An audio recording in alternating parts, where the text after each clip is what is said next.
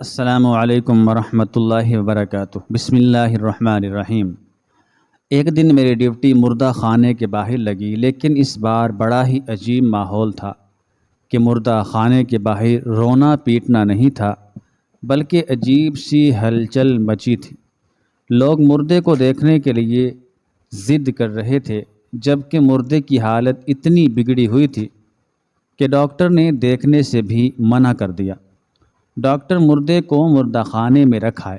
میں صفائی کرتی ڈاکٹر کے روم کی طرف گئی تو اندر سے آتی آوازوں پر دنگ رہ گئی۔ بے یقینی سے اندر جھانکا کہ گویا میں نے جو سنا وہ سچ ہی ہے یا کوئی جھوٹ، لیکن وہ سچ تھا۔ میں فوراً پیچھے ہٹ گئی کہ کہیں کوئی میرا چہرہ نہ دیکھ لے۔ اگر کسی کو معلوم ہوا میں نے ان کی باتیں سن لی ہیں تو مسئلہ نہ ہو جائے۔ میں وہاں سے اٹھ کر فوراً مردہ خانے کے پاس چلی گئی جہاں میری آج کی ڈیوٹی لگی تھی۔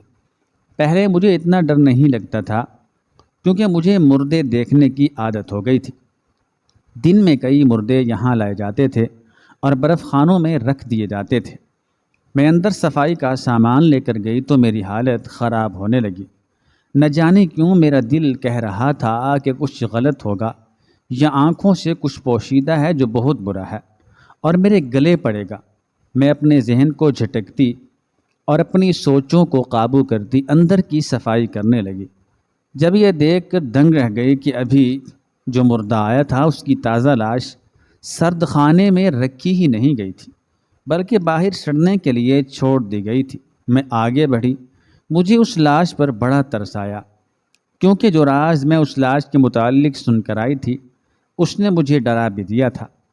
میں نے ایک بار اس لاش کو دیکھنے کا سوچا کہ ایک بار اس لاش کو دیکھوں تو صحیح کہ وہ ہے کون۔ اس ارادے سے میں نے اس کی چادر کی طرف ہاتھ بڑھایا، جو سفید چادر اس کے وجود پر پڑی تھی، لیکن اگلے لمحے ہی میں ہلکی آواز میں چیختی ہوئی دور ہوئی، کیونکہ میرے چادر کو ہاتھ لگاتے ہی وہ وجود ہلنے لگا تھا۔ میرے اندر ہلنے کی بھی ہمت نہ رہی تھی کہ میں تھر تھر کانپ رہی تھی۔ آواز حلق میں اٹک گئی تھی۔ میری خوف زدہ نظریں پتھر بنے اس وجود پر تھیں جس کے جسم کی حرکت اب ساکت ہو چکی تھی۔ میں نے واپس اس کی طرف قدم بڑھایا، کیونکہ شاید وہ وجود مردہ نہیں بلکہ زندہ تھا، لیکن ابھی میں نے ایک ہی قدم بڑھایا تھا جب وہ واپس ہلا اور میری ہمت جواب دے گئی۔ میں بھاگتی ہوئی اس کمرے سے نکلی۔ یہ میرے ساتھ پہلی بار ہوا تھا۔ مردہ خانے میں مردے کا ہلنا، تو شاید میری جگہ کوئی اور ہوتا تو وہ بھی ڈر جاتا۔ میں باہر بھاگتی ہوئی ڈاکٹر کے پاس گئی تو ڈاکٹر جو اس مردے کے گھر والوں کو رخصت کر رہا تھا، مجھے گھبرایا دیکھ کر اس کے چہرے کا رنگ اڑ گیا۔ اس نے مجھے نظر بچا کر پیچھے اور خاموش رہنے کا اشارہ کیا۔ میں ڈاکٹر کے کمرے کے پاس چلی گئی۔ کچھ دیر بعد ڈاکٹر آیا اور مجھے اپنے آفس میں لے گیا۔ پھر مجھ سے پوچھا، تم ڈری ہوئی کیوں ہو؟ تو میں نے ڈاکٹر کو بتایا کہ جو مردہ صبح یہاں آیا ہے وہ مردہ نہیں، وہ زندہ ہے۔ میری بات سنتے ہی ڈاکٹر خاموشی سے مجھے دیکھنے لگا، پھر اپنے دراز سے ایک نوٹوں کی گڈی نکال کر میرے آگے کر دی۔ میں پیسے دیکھ کر حیران رہ گئی۔ جو وہ مجھ سے بولا، یہ لے لو، یہ تمہارے ہی ہیں۔ میں نے وہ پیسے لے لیے اور اچانک ہوتی خوشی کو چھپا نہیں سکی اور حیرت سے پوچھا، کیا پیسے واقعی میرے ہیں؟ تو وہ ڈاکٹر بولا، ہاں بالکل تمہارے ہیں، لیکن تم نے جو دیکھا اس کے متعلق کسی کو تم نہیں بتاؤ گی۔ ڈاکٹر کی بات سن کے میں چونک گئی، لیکن اگلے ہی لمحے میں سمجھ گئی کہ ڈاکٹر اندر مردہ خانے میں پڑے وجود کے متعلق بات کر رہا تھا۔ پہل مجھے یہ غلط لگا، لیکن پھر میں نے سوچا، میرا کیا واسطہ؟ وہ اندر پڑا وجود میرا کون سا سگا ہے؟ اس لیے میں نے وہ پیسے رکھ لیے اور خوشی سے حامی بھی بھر لی۔ پھر میں اس ڈاکٹر کے ساتھ واپس اسی کمرے میں گئی۔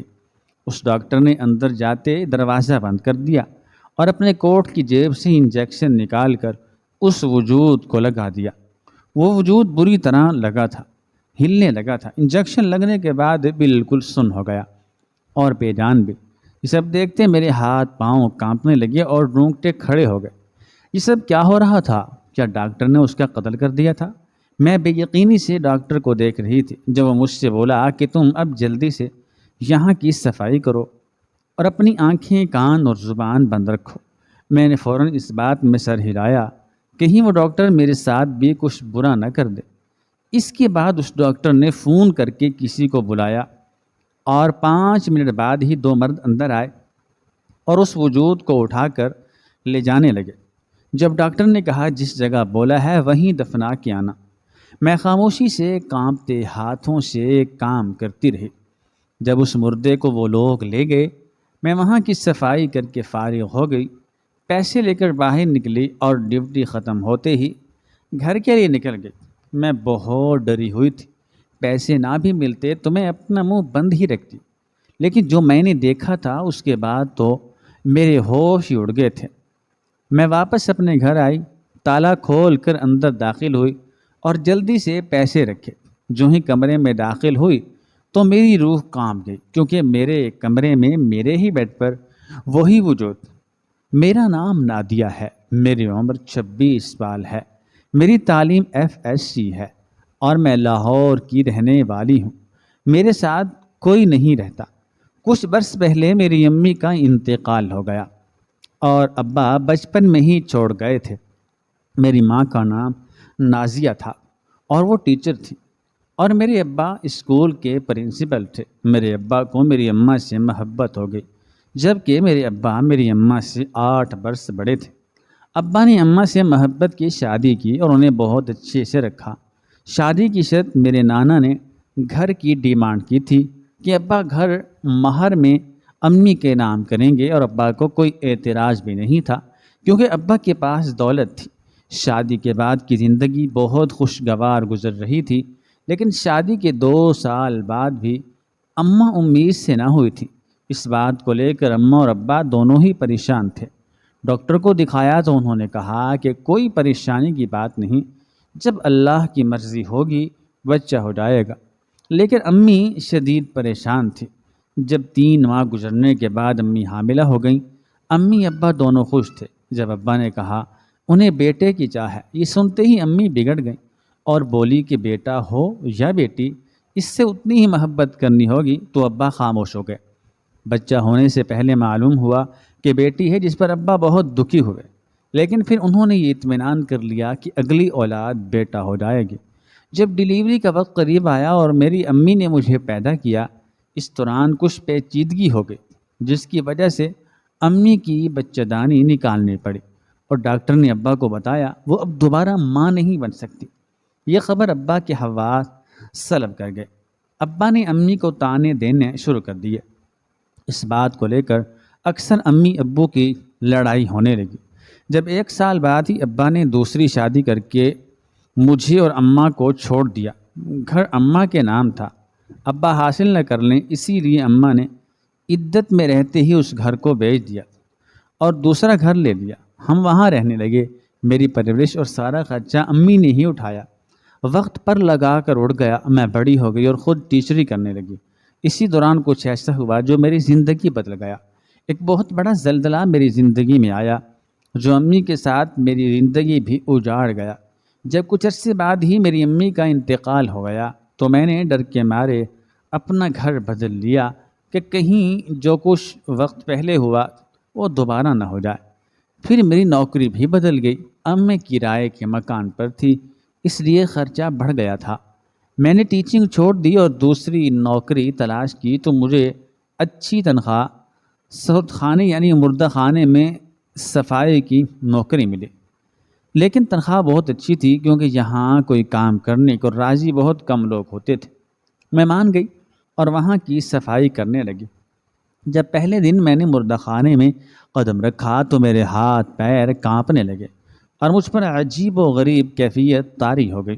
وہ ایک دن میں مشکل سے گزار کر جب گھر گئی تو مجھے بہت تیز بخار ہو گیا۔ یہ بات وہاں پر ہونے والے ڈاکٹر کو پتہ چلی تو اس نے 2 دن کی چھٹی دے دی۔ پھر اکثر ایسا ہوتا کہ وہاں لائے جانے والے مردوں کو دیکھ کر میری طبیعت خراب ہو جاتی، میرا دل گھبراتا، لیکن پھر عادت ہو گئی مردوں کو دیکھنے کی اور میں سکون سے آرام سے نوکری کرنے لگی۔ جب یہ قصہ ہوا کہ ایک لاش مردہ خانے میں لائی گئی، اس لاش کے وارث لاش مانگ رہے تھے پر انہیں لاش نہیں دی گئی۔ جبکہ وہ لاش تھی ہی نہیں، وہ انسان تو زندہ تھا۔ لیکن پھر ڈاکٹر نے پیسے دے کر میرا منہ بند کر دیا اور پھر اس آدمی کو مار دیا۔ جب میں وہاں کی ڈیوٹی پوری کر کے گھر لوٹی تو پھر جو میں نے دیکھا، میرے پیروں تلے سے زمین نکل گئی کہ وہی مردہ خانے والا وجود جس کو ڈاکٹر نے انجیکشن لگایا تھا وہ میرے بیڈ پر لیٹا تھا۔ اس کے اوپر ابھی بھی چادر ڈھکی ہوئی تھی اور اس کے ایک طرف ایک ڈاکٹر اور ایک آدمی کھڑا تھا۔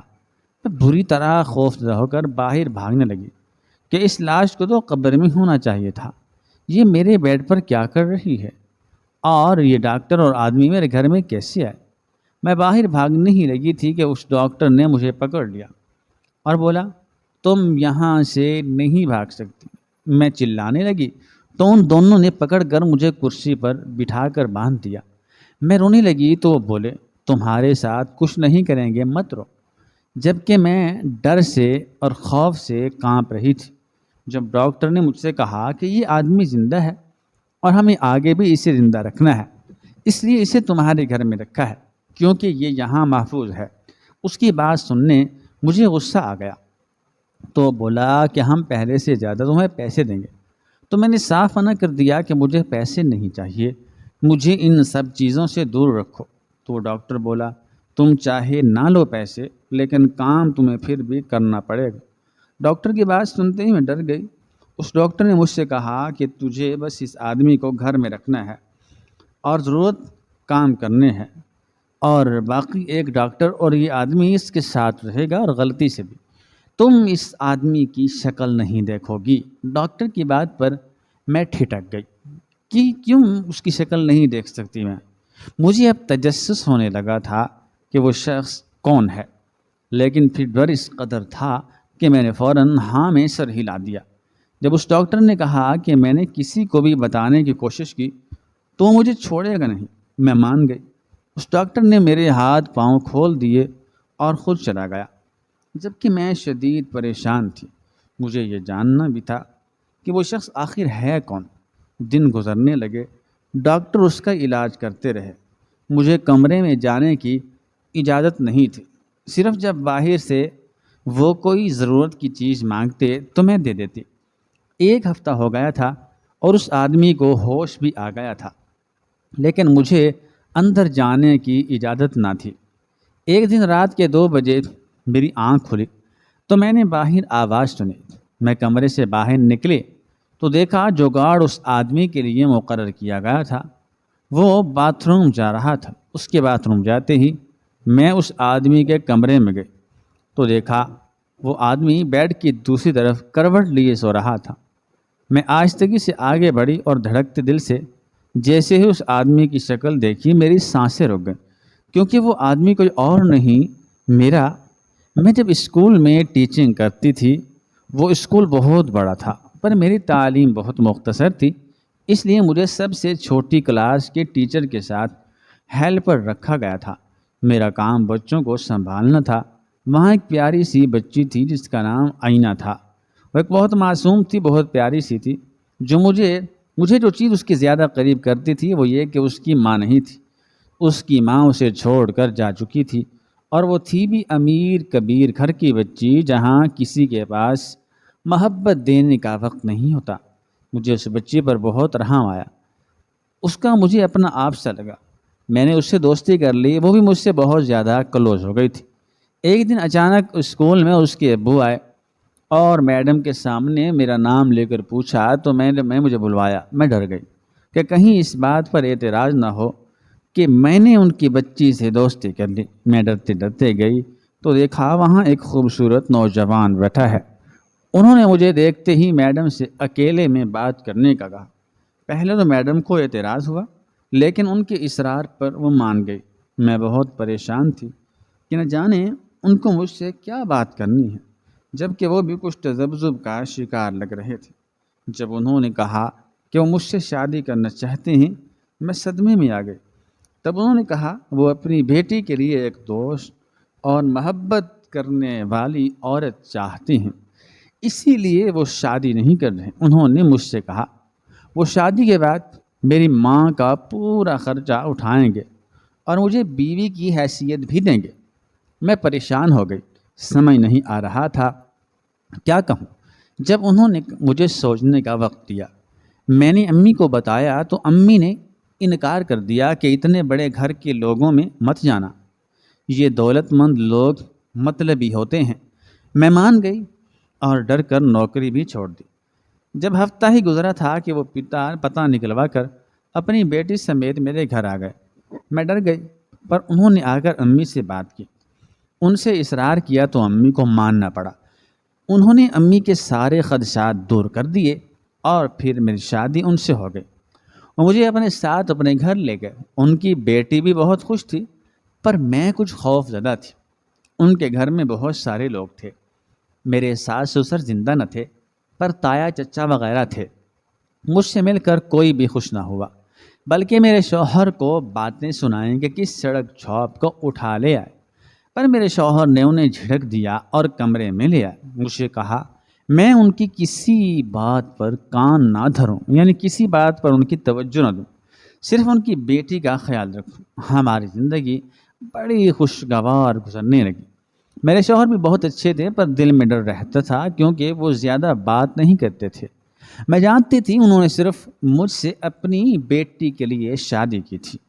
انہوں نے مجھ سے شادی سے پہلے روز کہا کہ وہ مجھ سے کچھ نہیں مانگتے، صرف 2 چیزوں کے سوا، کہ میں ان کی بیٹی کی مخلص رہوں، اور دوسری بات کہ میں وفادار رہوں، اور ساتھ دھمکی بھی دی کہ اگر میں نے کسی اور سے تعلقات استوار کیے تو وہ جان سے مار دیں گے۔ مجھے بھلا کیا اعتراض ہوتا، لیکن ہماری شادی کو چند ماہ گزرے تھے جب میرے شوہر کسی ضروری کام سے باہر ملک گئے۔ جب میرے شوہر کی چچی اور ان کی بیٹی میرے پاس آتی اور مجھ سے باتیں کرتی، 15 دن بعد ان کا رویہ یکسر بدل گیا۔ وہ میرے پاس آئیں اور جو کیا وہ دیکھتے میں پتھر رہ گئی۔ ان کے پاس میری کچھ نازیبا تصاویر تھیں جو کسی غیر مرد کے ساتھ تھیں۔ وہ تصاویر میری نہیں تھیں، پر اس میں شکل میری ہی تھی۔ انہوں نے مجھ سے کہا کہ میں سب کو چھوڑ کر چلی جاؤں، ورنہ وہ یہ تصاویر میرے شوہر کو دے دیں گے، اور پھر وہ میرے اور میری ماں کے ساتھ بہت برا کرے گا۔ میں ڈر گئی تھی کیونکہ یہ بات میرے شوہر بھی مجھے بول چکے تھے۔ میں نے بہت منتیں کی، پر وہ نہ مانی، تو میں ڈر کر چلی گئی۔ انہوں نے مجھ سے شرط رکھی کہ جس گھر میں رہتی ہوں مجھے وہ بھی چھوڑنا ہوگا۔ میری امی بھی ڈر گئی تھی۔ ہم نے گھر بھی تبدیل کر لیا۔ وہ وقت بہت مشکل تھا۔ میری زندگی اجڑ چکی تھی۔ میرے حالات کی وجہ سے میری ماں کی طبیعت خراب رہنے لگی تھی، اور پھر ان کا انتقال ہو گیا۔ میں بہت غم زدہ تھی، لیکن اب پھر خود کو سنبھالنا تھا، اس لیے واپس نوکری کی تلاش شروع کی۔ اور اس بار جو ہوا وہ میرے ہاتھ پاؤں پھلا گیا تھا، کیونکہ سامنے بیڈ پر موجود انسان کوئی اور نہیں بلکہ میرا شوہر تھا۔ میں سانس روکے کھڑی تھی جب اچانک اس نے آنکھیں کھولیں۔ میں وہیں روتے روتے جیسے جم گئی تھی۔ میری آنکھوں سے متواتر آنسو بہہ رہے تھے۔ میرے شوہر کا سر پٹی میں جکڑا تھا اور وہ کھڑے ہونے کی حالت میں نہیں تھے۔ وہ مجھے وہیں سے دیکھ رہے تھے۔ جب مجھے پاس آنے کا کہا، میں وہیں روتی کھڑی رہی جب تک گارڈ واپس آیا اور مجھے اندر دیکھتے بھڑک گیا۔ اس سے پہلے کہ وہ مجھے نکالتا، میرے شوہر نے اسے باہر نکلنے کو کہا اور اسے بھیج کر مجھے واپس بلایا، تو میں آہستہ سے چلتے ان کے پاس چلی گئی۔ جب انہوں نے میرے ہاتھ پکڑ لیے میں ایک دم ڈر سے سفید پڑ گئی۔ جب وہ نم لہجے میں بولے کہ تم چچی کے ڈرانے پر کیوں بھاگی؟ کیا تمہیں خود پر یقین نہیں تھا؟ ان کے پوچھنے میں میں بری طرح رونے لگی اور کہا، آپ مجھ پر بھروسہ نہیں کرتے، اپنی چچی پر کرتے۔ ان کے پاس جھوٹا ثبوت تھا۔ میری بات سنتے وہ بولے کہ تم میری بیوی ہو، تم پر ہی یقین کرتا۔ تم سے شادی میں نے جانچ پڑتال کر کے کی تھی، میں سب کے آگے تم پر یقین کرتا۔ وہ بولے تو میں رو دی۔ میں نے پوچھا، آپ کو یہ سب کیسے پتا؟ تو بولے، تمہارے جانے کے بعد چچی نے وہی تصاویر مجھے دکھا کر کہا کہ تم اس لڑکے کے ساتھ بھاگ گئی۔ ان کی بات سنتے میں دنگ رہ گئی۔ میں نے فوراً نفی میں سر ہلایا۔ جب وہ دوبارہ بولے کہ مجھے معلوم تھا وہ جھوٹ بول رہی ہیں، میں نے شکوے بھری نظروں سے انہیں دیکھا اور پوچھا، اگر معلوم تھا وہ جھوٹ کہہ رہی ہیں تو مجھے ڈھونڈا کیوں نہیں، مجھے تلاش کیوں نہیں کیا؟ تو میری بات پر وہ بولے کہ یقین تم نے میرا نہیں کیا تھا، مجھے چھوڑ کر تم گئی تھی تو میں کیوں ڈھونڈتا؟ ان کی بات پر میں اور رونے لگی تو وہ میرے آنسو صاف کرنے لگے۔ میں نے ان کو بتایا امی کا انتقال ہو گیا، میں اکیلی رہ گئی ہوں۔ میرے روتے ہوئے کہنے پر وہ بولے، اکیلی نہیں ہوئی، شوہر ہے تمہارا۔ اس کے بعد میں نے ان سے پوچھا کہ کیا ہوا، آپ کی حالت کیسے ہوئی؟ میں نے انہیں بتایا کہ ڈاکٹر کو اس دن روم میں بات کرنے کا سنا تھا، انہوں نے کسی سے پیسے لیے تھے آپ کو مارنے پر۔ میں کہتے کہتے رک گئی۔ تب میرے شوہر نے مجھے بتایا کہ وہ میرے شوہر کے سگے چچا نہیں، اور انہوں نے میرے شوہر کو مارنا چاہا تھا تاکہ ان کی دولت حاصل کریں، اور وہ بہت مشکل سے بچے ہیں جبکہ اپنے خاندان کی نظر میں مر چکے ہیں، ان کی نکلی قبر بھی بن چکی۔ میں یہ سب سنتے رونے لگی تو انہوں نے کہا، سب ٹھیک ہو جائے گا، وہ بالکل ٹھیک ہوتے ہی ان سب سے نمٹ لیں گے۔ میں نے ان سے پوچھا کہ ہماری بیٹی کہاں ہے؟ تو انہوں نے بتایا میرے جانے کے بعد ہی اس کو انہوں نے اس کی سگی ماں کے پاس کچھ عرصے کے لیے بھیج دیا تھا۔ اس بات کو سال ہو گیا، اور جنہوں نے یہ سب کچھ کیا وہ جیل کی سلاخوں کے پیچھے ہیں، اور اب میں خود بھی ماں بننے والی ہوں۔ مجھے اس بات کا احساس ہو گیا کہ میرے شوہر مجھے صرف اپنی بیٹی کے لیے لائے تھے، بلکہ اب مجھے یقین ہے، میں جان چکی ہوں کہ اب وہ مجھ سے محبت کرتے ہیں۔ بہنوں اور بھائیوں میں رشتوں میں اعتبار بہت ضروری ہے۔